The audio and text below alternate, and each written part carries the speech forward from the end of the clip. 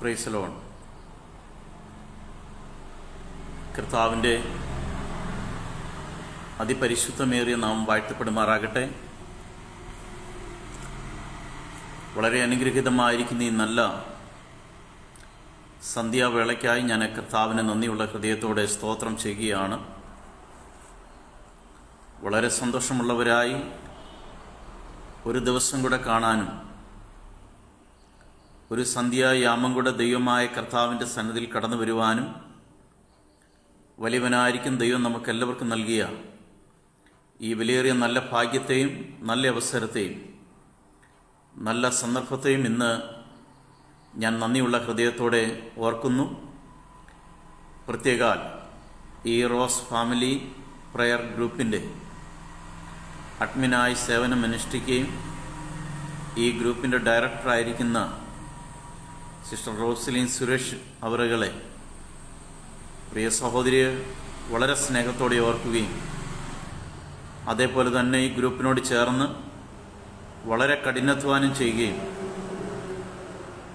ഇതിന് മുമ്പോട്ടുള്ളതായിരിക്കുന്ന പ്രവർത്തനങ്ങളിലൊക്കെ നന്നായി പ്രയത്നിക്കുന്ന എല്ലാ പ്രിയപ്പെട്ടവരെയും നന്ദിയോടെ ഓർക്കുകയും പ്രത്യേകാൽ ലോകത്തിൻ്റെ വിവിധ ഇടങ്ങളിൽ ഇരുന്നു കൊണ്ട് ഈ ഫേസ്ബുക്ക് ചാനലിൽ കൂടെ ഇന്നീ സന്ധ്യാവേളയിൽ ദൈവത്തിൻ്റെ വചനം ശ്രവിക്കുന്ന കേൾക്കുന്ന എല്ലാ പ്രിയപ്പെട്ടവർക്കും വീണ്ടും വരുന്ന കർത്താവായ യേശു ക്രിസ്തുവിൻ്റെ നിസ്തുല്യമേറിയ നാമത്തിൽ എൻ്റെ സ്നേഹ വന്ദനത്തെ അറിയിക്കുന്നു. വളരെ മനോഹരമേറിയ ഒരു സമയം ദൈവമായ കർത്താവ് നമുക്കെല്ലാവർക്കും നൽകാനിടയായി തീർന്നു. ചില നാളുകളായി ദിവസങ്ങളായി ഈ ചാനലിൽ കൂടെ എല്ലാ ദിവസവും ഇടമുറിയാതെ വണ്ണം അനുഗ്രഹീതമായിരിക്കും ദൈവത്തിൻ്റെ ആലോചനകളെ, ദൂതുകളെ, വചനങ്ങളെ, ക്ലാസ്സുകളെ ഒക്കെ ദൈവമായ കർത്താവ് പല ദൈവത്തിൻ്റെ ദാസീദാസന്മാരിൽ കൂടെ ചെയ്തു വരികയാണ്. കഴിഞ്ഞ ചില ദിവസങ്ങളിലൊക്കെ എനിക്കും ദൈവവചനവുമായി ഈ ചാനലിൽ കൂടെ നിങ്ങളുടെ മുമ്പാകെ ആയിരിക്കാൻ കർത്താവ് എനിക്ക് കൃപ നൽകിയിട്ടുണ്ട്.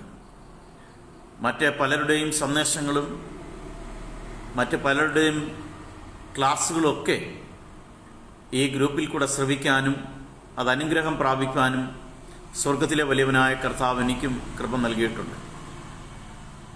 ഇന്ന് സന്ധ്യയെങ്കിൽ ഞാൻ കർത്താവിന് നന്ദിയുള്ള ഹൃദയത്തോടെ സ്തോത്രം ചെയ്യുന്നു. ഒരിക്കൽ കൂടി കർത്താവിൻ്റെ വചനവുമായി നിങ്ങളുടെ മുമ്പാകെ ആയിരിക്കാൻ ദൈവം ഒരുക്കിയ മഹാഭാഗ്യത്തെ ഞാൻ നന്ദിയുള്ള ഹൃദയത്തോടെ ഓർക്കുകയാണ്. ലോകമെമ്പാടും ലോകത്തിൻ്റെ വിവിധ ഇടങ്ങളിൽ മനുഷ്യർ വസിക്കുന്ന സ്ഥലങ്ങളിലൊക്കെയും ഈ സത്യസുവിശേഷം വളരെ ശക്തിയോടെ ഇന്ന് പ്രചരിപ്പിക്കപ്പെട്ടുകൊണ്ടിരിക്കുന്നു. ലോകത്തിൽ ഏറ്റവും അധികം ആളുകൾ പ്രസംഗിക്കുന്നതും ലോകത്തിൽ ഏറ്റവും അധികം ആളുകൾ കാതുകളെ കൂർപ്പിക്കുന്നതും യേശു ക്രിസ്തുവിൻ്റെ ശബ്ദമാണ്, ശബ്ദത്തിനു വേണ്ടിയാണ്. അനേക പണങ്ങൾ, ധനങ്ങൾ, ആരോഗ്യം ഒക്കെ ചെലവഴിക്കുന്നത് ക്രിസ്തുവിൻ്റെ സന്ദേശം പ്രചരിപ്പിക്കാനും ക്രിസ്തുവിൻ്റെതായിരിക്കുന്ന സന്ദേശം വിളിച്ചു പറയുവാനും വേണ്ടിയാണ്. ഇത്രയധികം ആളുകൾ, ഇത്രയധികം വ്യക്തികൾ ലോകത്തിൻ്റെ വിവിധ ഇടങ്ങളിൽ തങ്ങളുടെ ആരോഗ്യത്തെ, തങ്ങളുടെ ജീവനെ, തങ്ങളുടേതായിരിക്കും ധനത്തെ ഒക്കെ ചെലവഴിച്ചും നഷ്ടപ്പെടുത്തിയും ഇത് വിളിച്ചു പറയുവാൻ ഇതിൻ്റെ പിമ്പിൽ എന്ത് മഹത്വമാണുള്ളത് എന്ന് ലോകം ഒരുപക്ഷെ ചിന്തിച്ചേക്കാം. എന്നാൽ ഇന്ന് രാത്രി തിരിച്ചറിയുന്ന ഈ വചനത്തിൻ്റെ, ഈ മാർഗത്തിൻ്റെ ശക്തി തിരിച്ചറിയുന്ന ദൈവമക്കളാണ് എൻ്റെ മുമ്പിലുള്ളത്, എന്നെ ശ്രദ്ധിക്കുന്നതെന്ന് എനിക്ക് നന്നായിട്ടറിയാം. ഇന്ന് രാത്രികാലം പ്രിയപ്പെട്ടവരെ, നാം ചെലവഴിക്കുന്ന ഈ സമയം, നാം ചെലവഴിക്കുന്നതായിരിക്കുന്ന ഈ മണിക്കൂറുകളും ധനങ്ങളും നമ്മുടെ ജീവിതത്തിൽ നഷ്ടമല്ല. നാം മറ്റൊരുവനെ നേടുവാൻ വേണ്ടി, മറ്റൊരുവനെ കണ്ടെത്തുവാൻ വേണ്ടി നാം ശ്രമിക്കുന്ന ഈ ശ്രമങ്ങളൊക്കെ നിശ്ചയമായും സർവശക്തനായിരിക്കുന്ന കർത്താവ് നമുക്ക് പ്രതിഫലം നൽകും എന്ന് രണ്ട് തർക്കമില്ല. എന്നെ ഏറെ ചിന്തിപ്പിച്ചതായിരിക്കുന്ന കർത്താവിൻ്റെ ശിഷ്യന്മാരിൽ ഒരു ശിഷ്യനുണ്ട്. ഞാൻ എൻ്റെ വചനത്തിലേക്ക് കടക്കുന്നതിന് മുമ്പ് തന്നെ അദ്ദേഹത്തെക്കുറിച്ച് ഒന്ന് രണ്ട് വാക്കുകൾ ഞാൻ ഓർപ്പിക്കാം. അന്ത്രയോസ് എന്നാണ് ശിഷ്യന്റെ പേര്. പത്രോസിന്റെ സഹോദരൻ. യോഹന്നാൻ സ്നാപകനോട് കൂടെ അവന്റെ ശിഷ്യനായി കൂടെ നടന്ന ഒരു അനുഗ്രഹിതനായിരിക്കുന്ന ശിഷ്യനായിരുന്നു അന്ത്രയോസ്. ഏകദേശം 15 താഴെ പ്രാവശ്യം മാത്രമാണ് അന്ത്രയോസിനെ കുറിച്ച് സുവിശേഷങ്ങളിലൊക്കെ എഴുതപ്പെട്ടിട്ടുള്ളത്, പുതിയ നിയമത്തിൽ എഴുതപ്പെട്ടിട്ടുള്ളത്. ധാരാളം തവണ അദ്ദേഹത്തെ പരാമർശിച്ചിട്ടില്ല. ഏറ്റവും ആദ്യം കർത്താവിൻ്റെ ശിഷ്യനായത് യോഹന്നാൻ സ്നാപകൻ. ഇതാ ലോകത്തിൻ്റെ പാപത്തെ ചുമക്കുന്ന ദൈവത്തിൻ്റെ കുഞ്ഞാടെന്ന് യോഹന്നാൻ സ്നാപകൻ പറയുമ്പോൾ അവനെ വിട്ടിട്ട് യേശുവിൻ്റെ പിമ്പെ വന്നവനാണ് അന്ത്രയോസ് എന്ന് പറയുന്നത്. അപ്പോൾ അന്ത്രയോസാണ് യേശു ക്രിസ്തുവിൻ്റെ ആദ്യത്തെ പ്രഥമ ശിഷ്യൻ എന്ന് പറയുന്നത്. അന്ത്രയോസാണ് പത്രോസിനെ പരിചയപ്പെടുത്തി, പത്രോസിന് യേശുവിനെ പരിചയപ്പെടുത്തി കൊടുത്തത്. അന്ത്രയോസിൻ്റെ ആ ഒരു വഴിയിൽ കൂടിയാണ് പത്രോസ് രക്ഷയുടെ അനുഭവത്തിലേക്ക് വന്നത്. വാസ്തവത്തിൽ പത്രോസ് ആയിരുന്നു ഒന്നാമനാകേണ്ടിയിരുന്നത്. അന്ത്രയോസ് ആയിരുന്നു ഒന്നാമനാകേണ്ടത്. ആദ്യം വന്നത് അവനായിരുന്നു. എന്നാൽ പിന്നീട് നമുക്ക് കാണാൻ കഴിയുന്നത് പത്രോസ് ആ ഒന്നാം സ്ഥാനം ഏറ്റെടുക്കുന്നതും യോഹന്നാനും യാക്കോബിന്റെ മാറോട് ചേർന്ന് ഇരിക്കുന്നതും, അങ്ങനെ യാതൊരു സ്ഥാനങ്ങളോ മാനങ്ങളോ ഒന്നും ലഭിച്ചതായിട്ട് അല്ലെങ്കിൽ വലിയതായിരിക്കുന്ന പറയപ്പെട്ട സ്ഥാനങ്ങളൊക്കെ ഉണ്ടായതായിട്ട് നമുക്ക് കാണാൻ കഴിയുന്നില്ല. എന്നാൽ മത്തായി സുവിശേഷം 14-ാം അധ്യായത്തിലേക്ക് നമുക്ക് വരുമ്പോൾ യോഹന്നാൻ സ്നാപകന്റെ സ്ഥിരച്ഛേദം സംഭവിച്ചതിന് ശേഷമായി യേശു തനിയെ മലയുടെ മുകളിലേക്ക് പ്രാർത്ഥിക്കാൻ കടന്നുപോയി. ജനമെല്ലാം യേശുവിനെ അന്വേഷിച്ച് അവന്റെ പിമ്പെ കടന്നു ചെന്നു. ദീർഘമണിക്കൂറുകളും ദിനങ്ങളും ഒക്കെ അവിടെ ഇരുന്ന ജനം വിശക്കുകയും ദാഹിക്കുകയും ഭാരപ്പെടുകയൊക്കെ ചെയ്തു. യേശു ഇവർക്ക് വല്ലതും ഭക്ഷിപ്പാൻ കൊടുപ്പിന്നെന്ന് പറയുന്നതൊക്കെ നമുക്ക് കാണാൻ കഴിയുന്നുണ്ട്. എല്ലാ ശിഷ്യന്മാരും ഇവരെ പറഞ്ഞു വിടണം, 200 പണമാണ്, അതിനും കൊണ്ട് ഒന്നും മതിയാകില്ല എന്ന് പറഞ്ഞപ്പോൾ അന്ത്രയോസ് എന്ന് പറയുന്നതായിരിക്കുന്ന ആ ശിഷ്യൻ ഒരു ബാലകനെ കൊണ്ട് യേശുവിൻ്റെ അടുക്കലേക്ക് ചെല്ലുന്ന നമുക്ക് കാണാൻ കഴിയുന്നത്. യേശുവിൻ്റെ അടുക്കലേക്ക് ചെന്നിട്ട് ഇവിടെ യേശുവിനോട് പറയുന്നത്, ഇവിടെ ഒരു ബാലകനുണ്ട്, അവൻ്റെ കയ്യിൽ 5 അപ്പവും 2 മീനും ഉണ്ട്. സ്തോത്രം, പ്രൈസ് ദി ലോർഡ്. ഞാൻ പറഞ്ഞു വരുന്നതിൻ്റെ സാരം എന്തെന്ന് ചോദിച്ചു കഴിഞ്ഞാൽ, ദൈവമക്കളെ, വലിയ പ്രശസ്തനൊന്നുമല്ല, വലിയ അറിയപ്പെടുന്ന വ്യക്തിയൊന്നുമല്ല, പക്ഷേ മറ്റാർക്കും അത്ഭുതം ചെയ്യാൻ കഴിയാത്തടത്ത്, വിശ്വാസം ഇല്ലാത്തടത്ത്, ഇവിടെ ഒന്നും സംഭവിക്കില്ല എന്ന് വിചാരിച്ചെടുത്ത് 5 അപ്പവും 2 മീനും ഉള്ളതായിരിക്കുന്ന ബാലനെ കൊണ്ട് യേശുവിൻ്റെ അടുക്കൽ കടന്നു ചെല്ലുകയും ലോകമെല്ലാം അറിയപ്പെടുന്ന ലോകപ്രശസ്തമായിരിക്കുന്ന ഒരു അത്ഭുതം യേശു ഇവിടെ ചെയ്യുവാനിടയായിട്ട് വന്നു. ഞാനിന്ന് രാത്രി സന്ധ്യയിൽ ഇത് പറഞ്ഞു വന്നതിന്റെ സാരം, നമ്മൾ ചെയ്യുന്ന ഓരോ ചെറിയ പ്രവൃത്തികളും സർവശക്തനായിരിക്കുന്ന കർത്താവിന് അതിൽ കൂടെ വലിയ പ്രവൃത്തികളെ ചെയ്യാനായിട്ട് കഴിയും. അന്ത്രയോസ് ആദ്യം വന്ന് വലിയ അത്ഭുതങ്ങളൊന്നും ലോകത്തിന് മുമ്പിൽ എടുത്തു കാണിക്കാനില്ല. പക്ഷേ അന്ത്രയോസ് കൊണ്ടുവന്ന പത്രോസ് എന്ന് പറയുന്ന മനുഷ്യനിൽ കൂടെ ഒറ്റ പ്രസംഗത്തിൽ 3000 പേർ രക്ഷിക്കപ്പെടുവാനിടയായിട്ടു. ദിനംതോറും അത്ഭുതങ്ങൾ നടക്കാനിടയായിട്ടു. നാം ഇതിൻ്റെയൊക്കെ പിമ്പിൽ പ്രാർത്ഥിക്കുന്നവരാണ്, നാം ഇതിൻ്റെ പിമ്പിൽ ഉപവസിക്കുന്നവരാണ്. എൻ്റെയും നിങ്ങളുടെയും പ്രാർത്ഥനകൾ ആരും കേട്ടു എന്ന് വരില്ല, ആർക്കും അറിയത്തില്ലായിരിക്കാം. എന്നാൽ നാം ഏത് വ്യക്തിക്ക് വേണ്ടി എന്തിനു വേണ്ടി പ്രാർത്ഥിക്കുന്നു, ആ വിഷയത്തിന്മേൽ അത്ഭുതം പ്രവർത്തിക്കാൻ കഴിയുന്ന, നാം പ്രാർത്ഥിക്കുന്ന വ്യക്തിയുടെ ജീവിതത്തിൽ അത്ഭുതം പ്രവർത്തിക്കാൻ കഴിയുന്ന, നാം ആരെ ദൈവസനിലേക്ക് ഏൽപ്പിച്ചു കൊടുത്തുകൊണ്ട് പ്രാർത്ഥിക്കുന്നു ആ വ്യക്തിയുടെ മേൽ വലിയ അത്ഭുതങ്ങൾ ചെയ്യാൻ കഴിയുന്ന ഒരു വലിയവനായ കർത്താവ് നമുക്ക് ഇന്ന് സന്ധ്യയെങ്കിലുണ്ട്. ആ കർത്തൃപാദപടത്തെങ്കിലാണ് നാം എല്ലാവരും ആയിരിക്കുന്നത്. സമയത്തെക്കുറിച്ച് എനിക്ക് നല്ല ബോധ്യമുള്ളതുകൊണ്ട് ഞാൻ എൻ്റെ വചനത്തിൽ ഞാനൊരു വാക്യം വായിച്ച് അതിൽ ചില ചിന്തകൾ നിങ്ങളുമായി പങ്കുവെക്കുവാൻ ആഗ്രഹിക്കുന്നു. വളരെ സുപരിചിതമായിരിക്കുന്നൊരു വേദഭാഗം, യാക്കോബിന്റെ ലേഖനം 5-ാം അധ്യായം അതിൻ്റെ 17-ഉം 18-ഉം വാക്യം. അവിടെ നമുക്ക് ഇങ്ങനെ കാണാനായിട്ട് കഴിയുന്നുണ്ട്, ഏലിയാവ് നമുക്ക് സമസ്വഭാവമുള്ള മനുഷ്യൻ ആയിരുന്നു. മഴ പെയ്യേണ്ടതിന് അവൻ പ്രാർത്ഥനയിൽ അപേക്ഷിച്ചു. 3 സംവത്സരവും 6 മാസവും ദേശത്ത് മഴ പെയ്തില്ല. അവൻ വീണ്ടും പ്രാർത്ഥിച്ചപ്പോൾ ആകാശത്തിൽ നിന്ന് മഴ പെയ്തു, ഭൂമിയിൽ ധാന്യം വിളയുവാനിടയായി തീർന്നു. ഇവിടെ ഭക്തനായിരിക്കുന്ന യാക്കോബിന്റെ ചരിത്രം പറയുന്നില്ല, പുസ്തകത്തെയും ഞാൻ പരിചയപ്പെടുത്തുന്നില്ല. ഈ വാക്യങ്ങൾ ഉദ്ധരിച്ചുകൊണ്ട് മാത്രം സംസാരിക്കാം. ഇവിടെ ഇങ്ങനെ കാണുന്ന ഏലിയാവ് നമുക്ക് സമസ്വഭാവമുള്ള ഒരു മനുഷ്യൻ, നമ്മെപ്പോലെ സമസ്വഭാവമുള്ളതായിരിക്കുന്ന ഒരു മനുഷ്യനാണ് ഏലിയാവ് എന്ന് പറയുന്നത്. ഏറ്റവും ജനപ്രീതിയുള്ളതും നീതിമാനുമായ വളരെ ശക്തനായ ഒരു പ്രവാചകനായിരുന്നു ഏലിയാവ് എന്ന് പറയുന്നത്. തിസ്ബയിൽ നിന്നുള്ളതായിരിക്കുന്ന തിസ്ബ്യനായ ഏലിയാവ്, അതായത് ഉത്തര രാജ്യമായിരിക്കുന്ന ഇസ്രായേലിന്റെ ഉത്തര പ്രദേശത്തിൽ നിന്നും ഇസ്രായേലിലേക്ക് കടന്നു വന്ന ഒന്നാമത്തെ വലിയ പ്രവാചകനാണ് ഏലിയാവ് എന്ന് പറയുന്നത്. ചുഴലിക്കാറ്റ് പോലെ വരികയും പ്രത്യക്ഷപ്പെടുകയും ചുഴലിക്കാറ്റിനാൽ അപ്രത്യക്ഷമാകുകയും ചെയ്തതായിരിക്കുന്ന ഒരനുഗ്രഹീതനായിരിക്കുന്ന പ്രവാചകനാണ് ഏലിയാവ് എന്ന് പറയുന്നത്. നമുക്കറിയാം, ഏലിയാവിനെ കുറിച്ച് യാക്കോബ് പറയുകയാണ്, അവൻ നമുക്ക് സമസ്വഭാവമുള്ള മനുഷ്യനാണ്. നമുക്ക് സമസ്വഭാവമുള്ള മനുഷ്യൻ, നമ്മെപ്പോലെ ഒരു മനുഷ്യൻ, നമ്മെപ്പോലെ ഉള്ളതായിരിക്കുന്ന ഒരു മനുഷ്യനായിരുന്നു ഏലിയാവ് എന്ന് പറയുന്നത്. നമ്മെപ്പോലെ എന്ന് പറഞ്ഞാൽ നമ്മെപ്പോലെ ബലഹീനനായ ഒരു മനുഷ്യൻ, നമ്മെപ്പോലെ പരാജയങ്ങളുള്ളതായിരിക്കുന്ന ഒരു മനുഷ്യൻ, നമ്മെപ്പോലെ ബലഹീനൻ, ക്ഷീണിച്ചവൻ. അവൻ ക്ഷീണിച്ചു, പലപ്പോഴും ക്ഷീണിച്ചത് നമുക്ക് കാണാൻ കഴിയുന്നുണ്ട്. നമ്മെപ്പോലെ ഒരു ബലഹീനനായിരുന്നു, പരാജയമുള്ളവനായിരുന്നു. ധൈര്യം ഉണ്ടെങ്കിലും പലപ്പോഴും തൻ്റെ ജീവിതത്തിലും ക്ഷീണം വന്നതായിരിക്കുന്ന അനുഭവങ്ങൾ തനിക്കുണ്ട്. നമ്മെപ്പോലെ പലതിലും പരീക്ഷിക്കപ്പെട്ടവനായിരുന്നു, നമ്മെപ്പോലെ മരണഭയമുള്ളവനായിരുന്നു.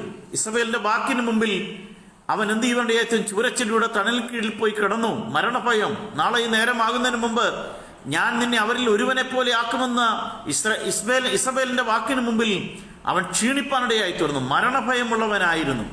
നമ്മെപ്പോലെ അവൻ കഷ്ടത അനുഭവിച്ചവനായിരുന്നു, കഷ്ടതയിൽ കൂടെ നടന്നു പോയവനായിരുന്നു. നോക്കെ യാക്കോബ് പറയുകയാണ്, ഏലിയാവും നമുക്കും സമസ്വഭാവമുള്ള മനുഷ്യൻ. എന്നിട്ടും അവൻ തന്റെ പ്രാർത്ഥനയിൽ ദൈവത്തോട് അപേക്ഷിച്ചു. എന്ത് പറയുവാനിടയായി തീർന്നു? ഞാൻ പറഞ്ഞല്ലാതെ ഈ ആണ്ടുകളിൽ എന്ത് ചെയ്യാൻ പാടില്ല? മഞ്ഞും മഴയും പെയ്യാൻ പാടില്ല, മഴയും പെയ്യാൻ പാടില്ല. അതുകൊണ്ട് എന്ത് സംഭവിപ്പാനിടയായി തീർന്നു? 3 വർഷവും 6 മാസവും ദേശത്തിൽ മഴ പെയ്തില്ല എന്ന് കാണാൻ കഴിയുന്നുണ്ട്. 3 സംവത്സരവും 6 മാസവും ദേശത്തിൽ മഴ പെയ്തില്ല. കാരണം ഏലിയാവ് ദൈവത്തോട് പ്രാർത്ഥിച്ചു. ദൈവം അവന്റെ പ്രാർത്ഥന കേൾക്കുവാനിടയായി തീർന്നു. നോക്കണേ, നമുക്ക് സമസ്വഭാവമുള്ളതായിരിക്കുന്ന ഒരു മനുഷ്യൻ, നമ്മെപ്പോലെ ബലഹീനനായവൻ, നമ്മെപ്പോലെ ഭാരം അനുഭവിക്കുന്നവൻ, നമ്മെപ്പോലെ വേദനയുള്ളവൻ, നമ്മെപ്പോലെ ഭയം അനുഭവിക്കുന്നവൻ, നമ്മെപ്പോലെ ശാരീരികമായിരിക്കുന്ന ബലഹീനതകൾ സകലതുമുള്ളതായിരിക്കുന്ന ഒരുവൻ സ്വർഗത്തിലെ ദൈവത്തോട് പ്രാർത്ഥിക്കുകയാണ്, കർത്താവേ, ഞാൻ പറഞ്ഞിട്ടല്ലാതെ ഈ ആണ്ടുകളിൽ മഞ്ഞും മഴയും പെയ്യരുത് എന്നുള്ളതായിരിക്കുന്ന അവന്റെ വാക്കിനു മുമ്പിൽ, അവന്റെ പ്രാർത്ഥനയ്ക്ക് മുമ്പിൽ യഹോവ 3 വർഷക്കാലവും 6 മാസവും ദേശത്തിൽ മഴ പെയ്ച്ചില്ല. എന്തുകൊണ്ടാണ് യാക്കോബ് ഇങ്ങനെ പറയുന്നത്? യാക്കോബ് ഇങ്ങനെ പറയുവാനുള്ളതായിരിക്കുന്ന കാരണമുണ്ട്. നമുക്കും പ്രാർത്ഥിച്ചാൽ, നാമും പ്രാർത്ഥിച്ചാൽ നമ്മുടെയും പ്രാർത്ഥനയ്ക്ക് മുമ്പിൽ യഹോവ ചിലത് പ്രവർത്തിക്കും എന്നതിന്റെ തെളിവാണ് ഏലിയാവിനെ ദൃഷ്ടാന്തമായി എടുത്തു കാണിച്ചുകൊണ്ട് യാക്കോബ് രേഖപ്പെടുത്തുന്നത്. ഇന്ന് സന്ധ്യയിൽ എന്നെ കേൾക്കുന്ന പ്രിയ ദൈവമക്കളെ, എന്നെ കേൾക്കുന്ന പ്രിയപ്പെട്ടവരെയും, നാളുകളായി നാമും പല വിഷയങ്ങളുടെ മുമ്പാകെ ഭാരത്തോടിരിക്കുന്നവരുണ്ട്, പ്രാർത്ഥിക്കുന്നവരുണ്ട്. ജീവിതത്തിൽ മുമ്പോട്ടൊരു വഴി കാണാൻ കഴിയാതെ വണ്ണം, ജീവിതത്തിൽ മുമ്പോട്ട് അനുഗ്രഹം പ്രാപിക്കാൻ കഴിയാതെ വണ്ണം, ജീവിതത്തിൽ ചില നിരാശയുടേതായിരിക്കുന്ന വക്കിലും, ചില പ്രതികൂലങ്ങളുടേതായിരിക്കുന്ന വക്കിലും, ചില പ്രയാസങ്ങളുടെയും പ്രതിസന്ധികളുടെയും വക്കിൽ നിൽക്കുന്നവർ എന്നെ ഇന്ന് സന്ധ്യയിൽ ശ്രദ്ധിക്കുന്നുണ്ട്. എത്ര തുഴഞ്ഞിട്ടും മുന്നോട്ട് പോകാൻ കഴിയാത്തതായിരിക്കുന്ന ചില സാഹചര്യങ്ങളുള്ളവർ എന്നെ ഈ സന്ധ്യയിൽ ശ്രദ്ധിക്കുന്നുണ്ട്. എന്നാൽ ഇന്ന് ഈ സന്ധ്യയിൽ എനിക്ക് നിങ്ങളോട് പറയുവാനുള്ളത്, നമ്മുടെ കർത്താവ് തൻ്റെ ഭക്തന്മാരുടെ പ്രാർത്ഥനകളെ കേൾക്കുന്ന ദൈവമാണ്. അവരുടെ യാതനയ്ക്ക് മുമ്പിൽ മറുപടി തരുന്ന ദൈവമാണ്. നമ്മുടെ അപേക്ഷകളൊക്കെയും നിവർത്തിക്കുന്ന ദൈവമാണ്. നമ്മുടേതായിരിക്കുന്ന സകല ആവശ്യങ്ങളും നമുക്ക് നൽകുന്ന ദൈവമാണ്. തൻ്റെ മക്കൾ കരയുന്നത്, പ്രാർത്ഥിക്കുന്നത്, നിലവിളിക്കുന്നത് കേൾക്കാൻ കഴിയാത്ത ഒരുവനെ അല്ല ഞാനും നീയും വിളിച്ചപേക്ഷിക്കുന്നത്. ചെവി ചായ്ച്ചിറങ്ങുന്നവൻ, നിന്റെ അടുക്കലേക്ക് ഇറങ്ങി വരുന്നവൻ, നിന്റെ കഷ്ടതയിൽ നിന്നോട് കൂടെയിരിക്കുന്നവൻ, നിന്റെ പ്രയാസങ്ങളിൽ പ്രതികൂലങ്ങളിൽ നിന്റെ അടുക്കലേക്ക് ഇറങ്ങി വരുന്നവൻ, മാറാത്തവൻ, എന്നും എപ്പോഴും കൂടെയുള്ളവൻ. ഇന്ന് സന്ധ്യകൾ എന്നെ കേൾക്കുന്നവരെ, ഈ കർത്താവിനെയാണ് നാം എല്ലാവരും വിളിച്ചപേക്ഷിക്കുന്നത്. ഇവനെയാണ് നമ്മൾ ആരാധിക്കുന്നത്, ഇവനെയാണ് ഇവനോടാണ് നമ്മൾ പ്രാർത്ഥിക്കുന്നത്. നിശ്ചയമായും പ്രാർത്ഥനയ്ക്ക് മറുപടി തരാൻ കഴിയുന്ന പ്രാർത്ഥനയ്ക്ക് മറുപടി നിന്ന് ആദരിക്കാൻ കഴിയുന്ന ഒരു വലിയവനായ ദൈവം ഈ പകലിൽ, ഈ സന്ധ്യയെങ്കിൽ നമ്മോട് കൂടെയുണ്ട്.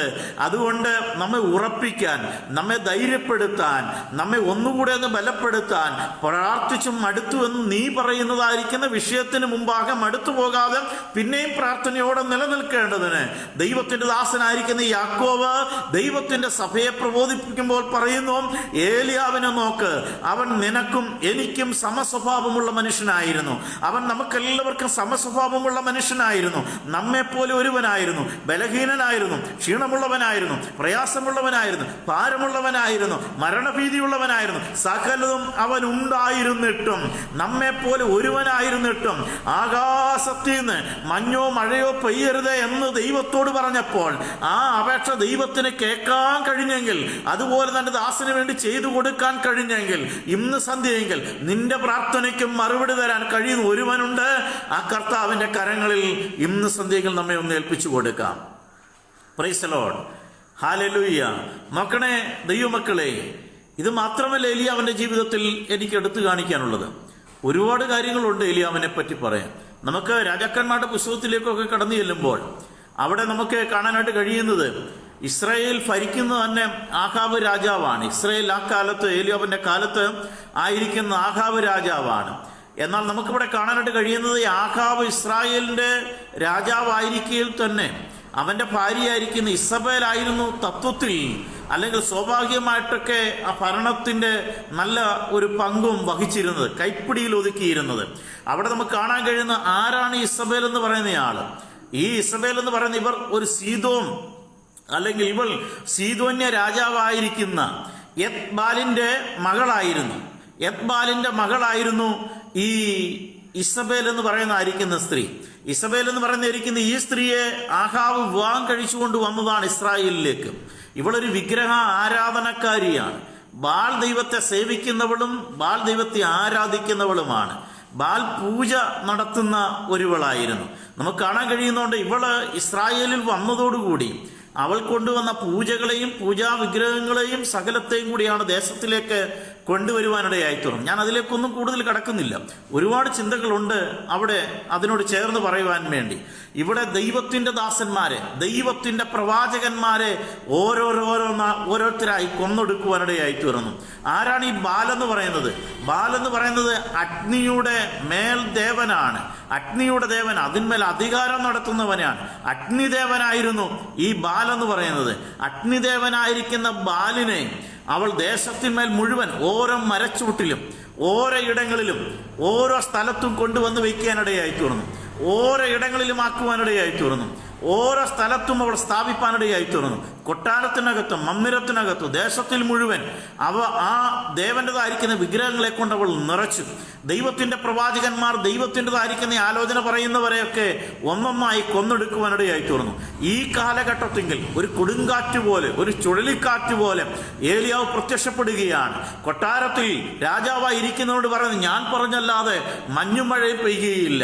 ആരും ധൈര്യം കാണിക്കാത്ത സമയത്ത്, ധൈര്യത്തോടെ ആരും മുന്നോട്ട് വരാൻ കഴിയാത്തതായിരിക്കുന്ന ഒരു കാലഘട്ടത്തിൽ, കാരണം പ്രവാചകന്മാരെ ഓരോരുത്തരായി കൊന്നൊടുക്കുമ്പോൾ, പ്രവാചകന്മാരെ ഓരോരുത്തരായി നശിപ്പിക്കുമ്പോൾ, ആത്മബലം പ്രാപിച്ച് പ്രാർത്ഥനാവീരനായിരിക്കുന്ന, മുഴങ്കാലിൽ നിൽക്കുന്ന, ദൈവസനിൽ നിലവിളിക്കുന്ന, ദൈവത്തോട് ആലോചനകളെ ചോദിച്ച്, അരുളപ്പാടുകളെ ചോദിച്ച്, കാഴ്ചപ്പാടുകളെ മുമ്പോട്ട് വയ്ക്കുന്ന ഒരു പട്ടം ധൈര്യത്തോടെ ചെല്ലുകയാണ്, ധൈര്യത്തോടെ ഇറങ്ങുകയാണ്, ധൈര്യത്തോടെ മുമ്പോട്ട് കടന്നു ചെല്ലുകയാണ്. നോക്കണേ, നമുക്കവിടെ കാണാനായിട്ട് കഴിയുന്നുണ്ട്. അവിടെ നിന്ന് അവൻ പറഞ്ഞിട്ട് നേരെ പോകുന്ന കെരീത്തിലേക്കാണ്. കെരീത്തിൽ ദൈവം അവനെ പരിപാലിപ്പാനിടയായി തീർന്നു. അവിടെ നിന്ന് ദൈവം അവനെ മറ്റൊരിടത്തേക്ക് അയക്കുന്നു. എവിടെയാണെന്നറിയാമോ? ഇസബേലിൻ്റെതായിരിക്കുന്ന ജന്മദേശമായിരിക്കുന്ന സീദോനിലെ പട്ടണമായിരിക്കുന്ന സറാഫാത്തിലേക്ക്. അവിടെ ഒരു കനാന്യ സ്ത്രീ ഉണ്ടായിരുന്നു. ആ സ്ത്രീ ഒരു വിധവയായിരുന്നു. ഒരു മകനുണ്ടായിരുന്നു. ആ വീട്ടിനകത്ത് ഒരുപിടി മാവല്ലാതെ വേറെയൊന്നുമില്ല. അവിടെ ദൈവം അവനെ പോറ്റുകയും ആ കുടുംബത്തിനകത്ത് ദൈവം അത്ഭുതങ്ങളെ പ്രവർത്തിച്ചു. അവരുടെ മകൻ മരിച്ചുപോയി. അവന്റെ മേൽ 3 പ്രാവശ്യം ഏലിയാവ് വീണു. അവന്റെ പ്രാണൻ അവന്റെ മേൽ മടങ്ങി വരുവാനിടയായി തീർന്നു. നോക്കണേ ദൈവമക്കളെ, ഇങ്ങനെ പല അത്ഭുതങ്ങളും അടയാളങ്ങളും ദൈവം തന്റെ പട്ടണിൽ കൂടെ ദൈവത്തിന്റെ ആത്മാവ് ചെയ്തെടുപ്പാനിടയായി തീർന്നു. കാരണം എന്നാണെന്നറിയാമോ? അവൻ ദൈവസേനയിൽ ഏകാഗ്രതയോടെ കടന്നു ചെല്ലുക മാത്രമല്ല, മുഴങ്കാലുകളെ മടക്കി ദൈവസന്നിധിയിൽ പ്രാർത്ഥിക്കുകയും ആ പ്രാർത്ഥനയുടെ ഫലത്തിനു വേണ്ടി ദൈവസന്നിധിയിൽ കാത്തിരിക്കുകയും അത് ജീവിതത്തിൽ നേടുകയും ചെയ്യുവാനിടയായി തീർന്നു. ഇത്ര വലിയൊരു അത്ഭുതം കാണിക്കാനും ഇതുപോലെ ധീരതയോടെ കടന്നു ചെല്ലുവാനും അമാനുഷികമായിരിക്കുന്ന കഴിവ് ഈ ഭക്തനുണ്ടോ? ഇല്ലെന്ന് പറയുന്നു, ഇല്ലെന്ന് വചനം പറയുന്നു. നമ്മെപ്പോലെ ഒരു മനുഷ്യൻ, നമ്മെപ്പോലെ ഒരുവൻ ഇതാ ധൈര്യത്തോടെ കൊട്ടാരത്തിലേക്ക് കടന്നു ചെല്ലുകയാണ്. നമുക്കറിയാം, അഗ്നിദേവനായിരിക്കുന്ന ബാലിന്റെ തേർവാഴ്ച നടക്കുന്നതായിരിക്കുന്ന ഇസബേലിന്റെ അടുക്കൽ, ആ രാജകൊട്ടാരത്തിനുള്ളിൽ ദേശത്തിൽ അവൻ കർമ്മേലിന് മുകളിൽ ഒരു യാഗം കഴിക്കുകയാണ്. ആരാണ് അവിടെയുള്ളത്? അവനെതിരായി നിൽക്കുന്നത് ബാലിൻ്റെതായിരിക്കുന്ന 450, അശേരയുടേതായിരിക്കുന്ന 400 പ്രവാചകന്മാർ അവനെതിരായി നിൽക്കുന്നു. ഇസ്രായേലെല്ലാം 4 സൈഡിലുമായി നിൽക്കുകയാണ്. അവിടെ കഴിച്ചതായിരിക്കുന്ന യാഗത്തിൽ നമുക്ക് കാണാൻ കഴിയുന്നുണ്ട്, ബാല് എന്ന് പറയുന്നതായിരിക്കുന്ന അഗ്നിയുടെ ദേവന് ഒരു തീപ്പൊരി പോലും അവിടെ വിതറിക്കാൻ കഴിഞ്ഞില്ല, ഒരു തീപ്പൊരി പോലും അവിടെ വീഴ്ത്തുവാൻ കഴിഞ്ഞില്ല, യാഗവസ്തുവിന്മേൽ ഒന്നും ചെയ്യുവാനായിട്ട് കഴിഞ്ഞില്ല.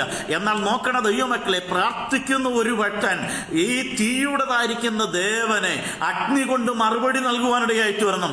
എവിടുത്തെ സ്വർഗീയമായിരിക്കുന്ന അഗ്നി കൊണ്ട് കൈ തൊടാതെ വണ്ണം ഉയരത്തിൽ നിന്ന് പ്രാർത്ഥനയുടെ ശബ്ദത്താൽ ഇറങ്ങി വന്നതായിരിക്കുന്ന അഗ്നി കൊണ്ട് അവിടെ കോരി ഒഴിച്ച് വെള്ളം വറ്റിച്ച് ആ വിറകുകളെ ഭസ്മീകരിച്ച് യാഗവസ്തുവിനെ ഭസ്മീകരിച്ച് നോക്കണേ, ഇസബേലിന്, ബാലിന്റെ ദേവന് ദൈവം മറുപടി കൊടുക്കുകയാണ്. ധീരതയോടെ ആരാണ് നിന്നത്?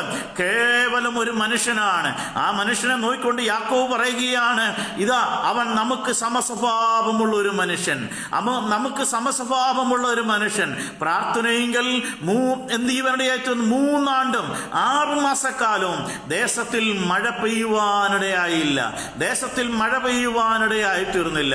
ഏലിയാവ് പിന്നെ പ്രാർത്ഥിച്ചപ്പോൾ നമുക്ക് കാണാനായിട്ട് കഴിയുന്നത്, അവൻ വീണ്ടും പ്രാർത്ഥിക്കുമ്പോൾ കാണാൻ കഴിയുന്നത്, ദേശത്തിൽ എന്ത് ചെയ്യുവാനിടയായിത്തീർന്നു? മഴ പെയ്തു. ദേശത്തിൽ മഴ പെയ്യുവാനിടയായിത്തീർന്നു, ധാന്യം വിളയുവാനിടയായിത്തീർന്നു. ഭക്തൻ ഒരിക്കൽ പ്രാർത്ഥിച്ചു, അതുപോലെ ദൈവം ചെയ്തു. വീണ്ടും ഒരിക്കൽ പ്രാർത്ഥിച്ചു, ദൈവം അതുപോലെ ചെയ്യുവാനിടയായി തീർന്നു. പെയ്യരുത് എന്നൊരിക്കൽ പ്രാർത്ഥിച്ചപ്പോൾ ദൈവം അങ്ങനെ തന്നെ ചെയ്യുവാനിടയായി തീർന്നു. പെയ്യണം എന്ന് പ്രാർത്ഥിച്ചപ്പോൾ അതുപോലെ ദൈവം കേൾക്കുവാനിടയായി തീർന്നു. ഇന്ന് സന്ധ്യയിൽ എന്നെ കേൾക്കുന്ന ദൈവത്തിന്റെ മക്കളെ, നാം ആയിരിക്കും നമ്മുടെ ആവശ്യങ്ങൾ, നമ്മുടെ ഭാരങ്ങൾ, ശുശ്രൂഷ സംബന്ധിച്ചോ, പ്രയാസങ്ങൾ, പ്രതികൂലങ്ങൾ, പ്രതിസന്ധികൾ സംബന്ധിച്ചോ ഇന്ന് സന്ധ്യയിൽ എനിക്ക് നിങ്ങളെ ഓർപ്പിപ്പാനുള്ളത്, നാം പ്രാർത്ഥനയോടെ ദൈവസന്നിധിയിലേക്കൊന്ന് കടന്നുകയല്ല. പ്രാർത്ഥനയിൽ കൂടെ വൻ കാര്യങ്ങൾ നേടിയവരൊക്കെ ജീവിതത്തിൽ ഒരിക്കലും പൂർണ്ണരല്ലായിരുന്നു. അവർക്ക് പൂർണ്ണത എന്ന് പറയാൻ ഒന്നുമില്ലായിരുന്നു. പ്രാർത്ഥനയിൽ കൂടെ വൻ കാര്യങ്ങൾ നേടിയ ധാരാളം ആളുകളുണ്ട്, അവർ ജീവിതത്തിൽ ഒരിക്കലും പൂർണ്ണരല്ലായിരുന്നു. അപ്പോസ്തലനാകുന്ന പൗലോസ് പ്രാർത്ഥനയിൽ കൂടെ വൻ കാര്യങ്ങൾ നേടിയിട്ടുണ്ട്.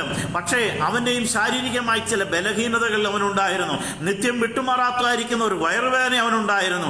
എന്നും പ്രതികൂലങ്ങൾ അവന്റെ മേലുണ്ടായിരുന്നു. നമ്മുടെ യോഗ്യതയുടെ അടിസ്ഥാനത്തിലല്ല ദൈവം നിന്റെ പ്രാർത്ഥനയ്ക്ക് മറുപടി തരുന്നത്.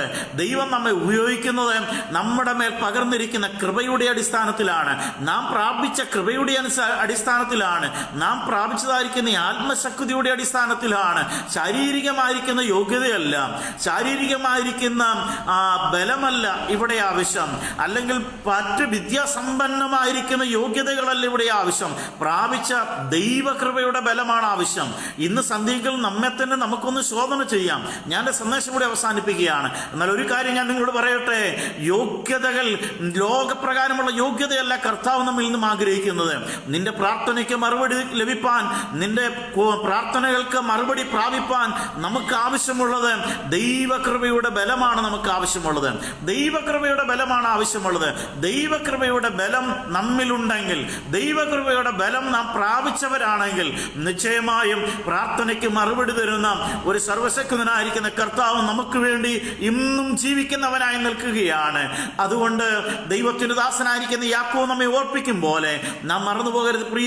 പ്രിയമുള്ളവരെ, നാം ഒരിക്കലും മറന്നു പോകരുത്, ഏലിയാവ് നമുക്ക് സമസ്വഭാവമുള്ള മനുഷ്യനായിരുന്നു.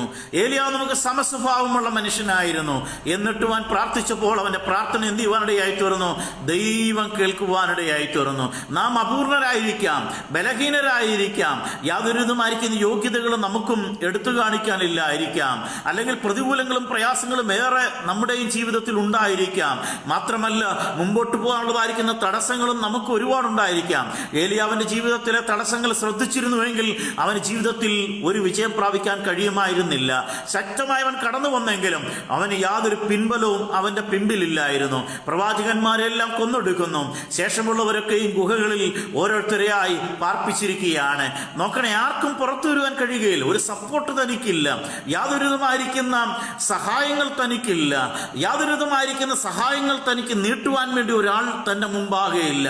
ഇന്ന് സന്ധ്യകൾ എന്നെ കേൾക്കുന്ന പ്രിയപ്പെട്ടവരെ, ആര് സഹായിക്കാനില്ലേലും, ആരും നിന്റെ അടുക്കലില്ലേലും, നിന്നോട് ചേർന്ന് പ്രാർത്ഥിക്കാൻ ഒരുവളോ ഇല്ലെങ്കിലും, നിന്റെ അടുക്കൽ വരാനും ഒരുവനില്ലെങ്കിലും, നിന്നെ ഒന്ന് പ്രാർത്ഥന സഹായിക്കാൻ ആരുമില്ലെങ്കിലും, നിന്നെ ഒന്ന് വിളിക്കാൻ ആരുമില്ലെങ്കിലും, നിനക്ക് എന്തെങ്കിലും തന്ന് സഹായിക്കാൻ ആരുമില്ലെങ്കിലും, ഇന്ന് മറന്നു പോകരുത്, നിനക്ക് വേണ്ടി കരുതുന്ന ഒരു ദൈവമുണ്ട്. നിന്റെ പ്രാർത്ഥന കേൾക്കുന്ന ഒരു ദൈവമുണ്ട്. നിസ്സഹായയുടെ അവസ്ഥയിൽ ചൂരച്ചെടിയിൽ കിടന്നവന്, നിസ്സഹായകനായി കിടന്നവന്, യാതൊരു ആശ്രയമില്ലാതെ കിടന്നവന് വലിയ വിജയം നേടിയതാണ്. ജനമെല്ലാം കണ്ടതാണ്. പക്ഷെ അവന്റെ പിമ്പെ ചലിക്കാൻ ഒരുവനുമില്ലായിരുന്നു. അവനോട് കൂടെ നിൽക്കാൻ ഒരുവനുമില്ലായിരുന്നു. വലിയ വൻമഴ പെയ്യുന്നു. എല്ലാവരും തങ്ങളുടെ കൂടാരങ്ങളിലേക്ക് മടങ്ങിപ്പോയി. ആഹാബും തന്റെ കൊട്ടാരത്തിലേക്ക് മടങ്ങിപ്പോയി. എന്നാൽ ഫത്വനോ അവൻ ക്ഷീണിച്ചവനായി ചൂരച്ചെടിയുടെ കീഴിലേക്ക് പോവുകയാണ്. അവിടെ അവൻ ചെന്ന് കിടക്കുകയാണ്. അവിടെ ചെന്ന് കിടക്കുമ്പോൾ യഹോവ അവിടെയും അവന്റെ അടുക്കൽ കടന്നു എന്ന് അവനെ തട്ടി ഉണർത്തിയിട്ട് അവന് വേണ്ട അടയും അവന് വേണ്ട വെള്ളവും ഒക്കെ അവിടെ എത്തിക്കുന്ന ഒരു ദൈവത്തെ കാണാൻ കഴിയുന്നത്. ഈ നാളുകൾ ദൈവമക്കളെ, നമ്മെ കർത്താവ് പരമേൽപ്പിച്ചിരിക്കുന്ന വേല ചെയ്യുക, അത് വിശ്വസ്തയോടെ ചെയ്യുക. നമ്മെ കർത്താവ് പരമേൽപ്പിച്ചിരിക്കുന്ന പ്രവൃത്തി വിശ്വസ്തയോടെ ചെയ്യുക. ശേഷമുള്ളതെല്ലാം നോക്കാൻ നമുക്ക് വേണ്ടി ഒരു കർത്താവുണ്ട്. ശേഷമുള്ളതെല്ലാം ക്രമീകരിക്കാൻ ദൈവം നമുക്ക് വേണ്ടിയുണ്ട്. നിന്നെ പ്രാർത്ഥിക്കാൻ ആ ദൈവം പരമേൽപ്പിച്ചതെങ്കിൽ, നിന്നെ ഒന്ന് പാട്ടുപാടാൻ ആ ദൈവം പരമേൽപ്പിച്ചതെങ്കിൽ, നിനക്ക് എന്തെങ്കിലും ദാനങ്ങളെ കൊടുക്കാനാ പരമേൽപ്പിച്ചതെങ്കിൽ, നിന്റെ ജീവിതത്തിനെ കർത്താവ് നൽകിയത് ഏതെങ്കിലും ചെറിയ താലന്തുകളായിരിക്കാം. പബ്ലിക്കായി ഉയർത്തി കാണിക്കാൻ അതൊന്നുമല്ലായിരിക്കാം. എന്നാൽ ഒന്നൊരു കാര്യം മറന്നു പോകരുത്, ദൈവം തന്ന താലന്തുകളെ, ദൈവം തന്ന കൃപയെ, ദൈവം തന്ന വരത്തെ, ദൈവം തന്ന അനുഗ്രഹങ്ങളെ മൂടി വയ്ക്കാനുള്ളതല്ല, അത് മൂടിക്കളയാനുള്ളതല്ല. വിളക്ക് കത്തിച്ചൊരിക്കലും പറയിൻ കീഴിലല്ല വെക്കേണ്ടത്. നിന്റെ സമ്പത്തുകൾക്ക് കീഴിൽ അത് അടങ്ങിയിരിക്കേണ്ടതല്ല. അത് കട്ടിലിന്റെ കീഴിലല്ല വെക്കേണ്ടത്. നിന്റെ അനുഗ്രഹങ്ങളും നീ പ്രാപിച്ചതൊക്കെയും നിന്റെ കട്ടിലിന് കീഴിൽ വെച്ചിട്ട് നീ സൗഖ്യത്തോടെ മുകളിൽ കിടക്കുന്ന ഒരു അനുഭവമല്ല വേണ്ടത്. അത് തണ്ടിന്മേൽ നിൽക്കണമെന്നാണ് വചനം പറയുന്നത്. അത് തണ്ടിന്മേൽ നിൽക്കണം. അത് നന്മയ്ക്ക് കീഴെ വെക്കാനുള്ളതോ, നാം വിശ്രമിക്കുന്ന വിശ്രമത്തിന് കീഴെ അമരാനുള്ളതോ, നാം ആയിരിക്കുന്ന മേഖലയ്ക്ക് കീഴെ ആയിരിക്കാനുള്ളതോ അല്ല. ദൈവം നമുക്ക് നൽകിയ ഓരോ കൃപയും, ദൈവം നമുക്ക് നൽകിയ ഓരോ അനുഗ്രഹങ്ങളും നാം വിളമ്പേണ്ടതുപോലെ, നാം ചെയ്യേണ്ടതുപോലെ ചെയ്താൽ നിശ്ചയമായും കർത്താവ് നമ്മെ ആദരിപ്പാനിടയായിട്ട്. നോക്കണേ, ആരും ആശ്രയമില്ലാതെ വണ്ണം, ആരുടെ സഹായമില്ലാതെ വണ്ണം, ആര് ശ്രദ്ധിക്കാനില്ലാത്തിടത്ത് ഏലിയാവ് മാറിക്കിടക്കുകയാണ്. ചൂരച്ചെടിയുടെ കീഴിൽ അവിടെ കിടന്നുകൊണ്ട് അവൻ പരിതപിക്കുന്നു ദൈവത്തോടെ. അവൻ പരാതി ദൈവത്തോട് പറയുന്നു, സങ്കടം കർത്താവിനോട് പറയുന്നു. അവൻ വേദനപ്പെടുന്നു. കർത്താവേ, ഞാൻ എൻ്റെ പിതാക്കന്മാരെക്കാൾ ഒട്ടും ശ്രേഷ്ഠനല്ല, ഞാൻ എൻ്റെ പിതാക്കന്മാരെക്കാൾ ഒട്ടും നല്ലവനല്ല. ഞാനിവിടെ കിടന്ന് എനിക്ക് മരിച്ചാൽ മതി, ഞാൻ എൻ്റെ പ്രാണനെ ഇപ്പോൾ നീ എടുത്തുകൊണ്ടാൽ മതി, എനിക്കിവിടെ കൊണ്ട് എല്ലാം അവസാനിപ്പിച്ചാൽ മതി. എന്നാൽ നോക്കണേ ദൈവപൈതലേ, ഏലിയാവിനെ കുറിച്ചുള്ള ദൈവത്തിന്റെ പ്ലാൻ അതല്ലായിരുന്നു. ഏലിയാവിനെ കുറിച്ചുള്ള ദൈവത്തിന്റെ പദ്ധതി അതല്ലായിരുന്നു. ആരും കടന്നു ചെല്ലുന്നില്ലെങ്കിലും, ആരും അവന്റെ അടുക്കൽ വന്നില്ലെങ്കിലും, നീ ഇത്ര വലിയ അത്ഭുതം കർമ്മേലിൽ കാണിച്ചതല്ലേ, ഞങ്ങളും നിന്റെ ഒപ്പം വരാമെന്ന് പറഞ്ഞ് ഒരുവനും അവനോടൊപ്പം പോയില്ല. പക്ഷേ തമ്പുരാൻ അവനെ കൈവിടാനിടയായി തീർന്നില്ല.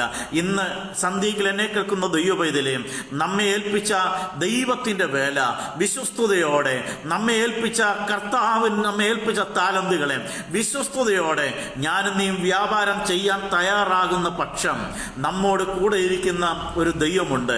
അവിടെ അവൻ പോരായ്മകളെ തീർക്കും, അവിടെ അവൻ സകല കുറവുകളെയും തീർക്കും, അവിടെ അവൻ സകലത്തിനും നന്നായി നിന്നോട് വ്യവഹരിക്കും, അവിടെ അവൻ സകലതും നിനക്ക് നൽകിത്തരും.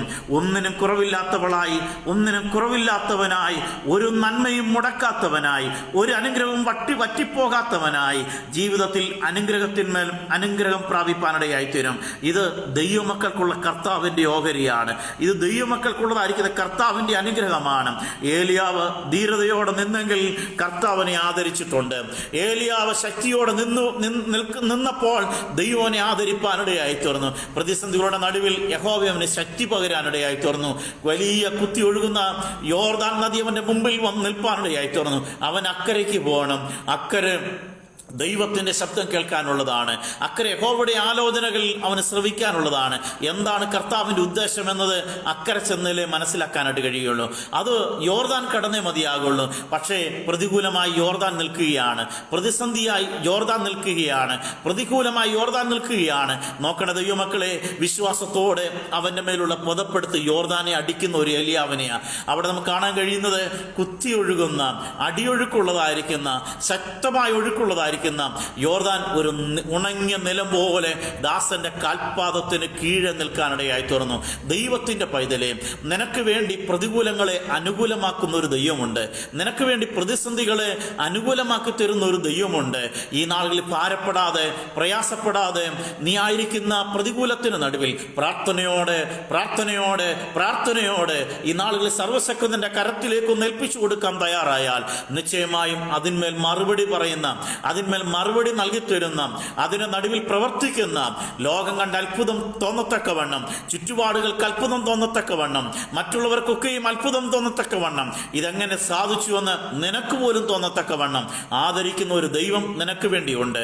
ആ കർത്താവിന്റെ കരങ്ങളിൽ ഇന്ന് രാത്രി ഒന്ന് ഏൽപ്പിച്ചു കൊടുക്കാം. അവിടുത്തെ പാദപീഠത്തിൽ നമ്മെല്ലാവരെയും സമ്പൂർണ്ണമായി അതിനായി സമർപ്പിക്കാം. ഈ വചനങ്ങളാൽ കർത്താവ് നമ്മെല്ലാവരെയും അനുഗ്രഹിക്കട്ടെ. എനിക്ക് സമയം അനുവദിച്ച പ്രിയപ്പെട്ടവരുടെ എല്ലാം പ്രത്യേകമായിരിക്കും നന്ദിയെ ഈ തരുണത്തിൽ ഞാൻ രേഖപ്പെടുത്തുന്നു. കർത്താവ് നമ്മെ ധാരാളമായി അനുഗ്രഹിക്കുമാറാകട്ടെ. ആമേൻ.